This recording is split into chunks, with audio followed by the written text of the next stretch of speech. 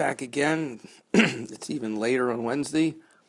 If you hear snoring during this recording, you'll know what it is. Okay. I don't know how I'm doing this.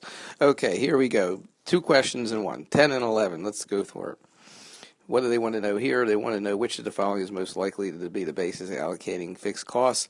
So in class we saw that by re-engineering this line to figure out how they allocated it, re-engineering it, you'd figure out that they use sales, which is what we might have guessed.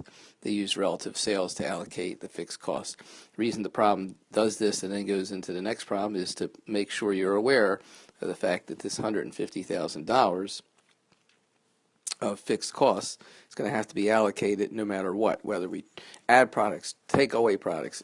So the products that we have, it's going to have to be allocated to whatever we got. So with that said, let's go to the next question, which is now we got an A and a B. Well, actually, we don't have an A and B. We have just a, here's what we're going to do. Well, the A and the B is really there. The A is this. This is the A. The A is leave everything the way it is. What is it? Let's put it up here. It's 121,000 net income. How did I get that? Well, I did the math. You got 70,000 net income here. You got 60 here. You got a $9,000 loss. It all totals up to $121,000 net income under scenario A. So that's A. B is what the problem says what we could do. We could drop the platform shoes. If we drop the platform shoes, here's what happens. We're going to have a drop in sales of the athletic shoes. Why? Well, we discussed in one class, we mentioned that maybe because people who normally come to buy the platform shoes also buy athletic shoes, or not normally, but some people do, and so because of that, we'll sell less athletic shoes if we don't have the platform shoes. Maybe.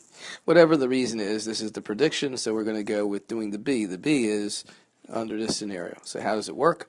All right, let's clear the deck. Let's get our athletic shoes. Let's get our boots and see what happens. Let's get our boots on. Let's get out of here.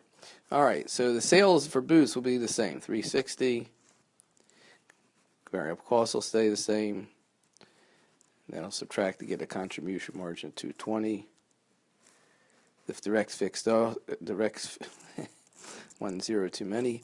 The direct fixed costs will stay the same because that's what they are. They're fixed and they're direct, so they're traceable directly to the products. That stays the same. Our allocated fixed costs are going to be maybe something different. Well, definitely something different. So let's wait and see. All right, let's make that a little bit nicer. Boots should be nice. The athletic shoes are going to be off by 10%. So that will yield, if we do the math, $378,000 in sales. If we do the ratio of variable costs as they were, which would have been 220 to 420, let's do that again. 220 ratio to 420, do that ratio only now at 378, you'll come up with 198 as your variable costs, yielding a gross margin of 180, which just makes sense because it's 10% from what it was. Sales are off 10%, gross margin or contribution margin should be off by 10%. The direct fixed costs here will stay the same, so that's no different. But now we have to allocate $150,000 of overhead. That's a fixed cost. We have to allocate it. We're going to do it by sales. Doing it by sales will do the following: give us 73,171 here, and 70 something or other. I know what it is. It's going to be. So let me do the math for you. It's 378 over 7. Should be the total sales.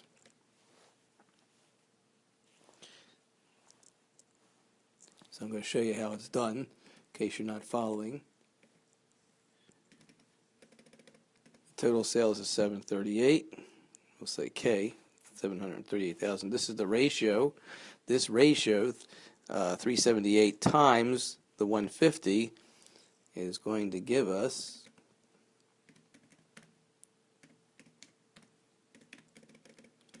76,829.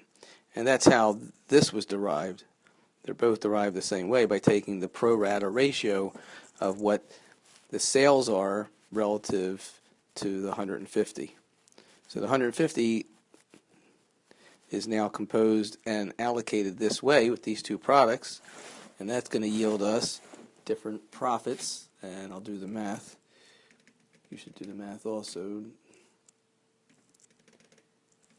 So let's see what our net income is now. Net income here is $56,829. Net income over on the boots, on the athletic shoe side, is $33,171. The total of the two together is $90,000. And we did say that the original profit was 121. So compare it to 90, and you'll notice that we're now lower by $31,000. So the decision costs us $31,000 in revenue, and that will be our answer. I'm going to clear the board, and there's our answer. Income will decrease by $31,000. That's cool. And let's finish up. We can finish up. We'll finish it up in the next one.